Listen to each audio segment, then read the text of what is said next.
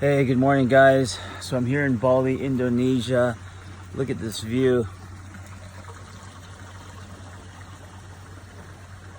Woke up at 4 a.m. this morning.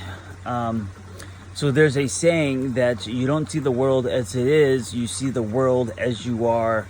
And this is so true. And let me give you an example of what this means. So say that, so this is an apple. I just found this. And everyone would probably agree that it's an apple. It's a strange looking apple, the color, but it's an apple. But your relationship with the apple may be different. So if you grew up with mom making delicious apple pies, this apple is going to have a different meaning for you than if you grew up pegged by apples by kids in your school growing up, right? And so your relationship with the apple is different, although the apple is the same. And in life, this is very true. We go through relationships, and we have go through relationships. Yeah, well, we go. There's a crack on my phone. Fuck. We all go through things and see things as they are, but we don't see them. We see them differently because of who we are. Does that make sense? And our story and our relationship to it. So then the truth is, you don't actually see the way something is as it is. You see it as you are. Now the question then is, can you change that? Can you change if you've been pegged by apples and growing up, and you have a really bad relationship with apples, and apples are a trigger for you? Can you change that relationship with that apple, right? Can you change your lenses so you are no longer triggered by apples? It's early, guys. It's early. Yes, you can, and that's the beauty, right? And this is the idea of changing your lenses. You can, for example, start to make apple pies, start to eat apples and use mindfulness to enjoy them. Start to give yourself a new experience with the apple.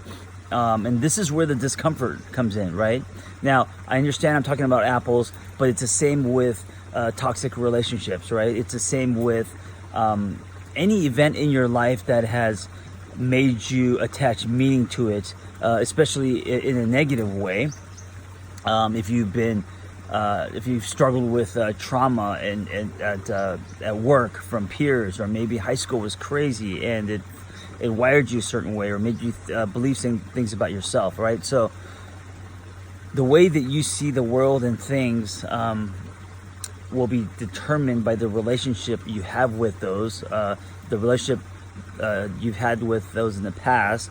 But you can redefine and establish new relationships with that event, that thing, creating new lenses. And so then you can start to see the world the way that you want to see the world, not allow your story to taint your lenses so you see the world in a way that is not productive, conducive, and that is constantly creating fear and activating your fight or flight. So going back to the beginning of this messy speech/video, I love messy. I don't know about you, but I'm a one-take guy, so I'm not doing this shit again. You don't see the world as it is, you see the world as you are. And if that's true, you can change what you see. You can change your lenses by leaning into the discomfort and giving yourself new experiences. And so you could start to see the world differently. And by world, I mean relationships, your attitude, work, all of that stuff.